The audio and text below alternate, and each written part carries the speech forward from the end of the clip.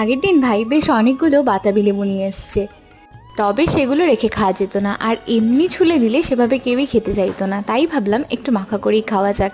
তো ওই দিন শানুর অফিস ছুটি ছিল, তাই ও এই ছাড়িয়ে দিতে আমায় একটু হেল্প করছিল।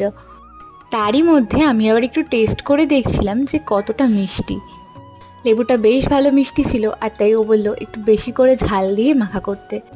আমার যেহেতু স্কিনের একটু প্রবলেম আছে, আর লঙ্কা ডললেই হাতে কেমন র্যাশ উঠে যায়, তাই বিয়ের প্রথমেই শানু এই হ্যান্ড ব্লেন্ডারটা নিয়ে এসে দিয়েছিল। এরপর লেবুর মধ্যে কুচি করা লঙ্কা, চিনি, নুন সমস্তটা দিয়ে খুব ভালো করে মেখে নিলেই হয়ে গেছিলো তৈরি টেস্টি টেস্টি বাতাবি লেবু মাখা। তোমরা কি কি খেতে ভালোবাসো আমাকে কিন্তু অবশ্যই কমেন্টে জানিও।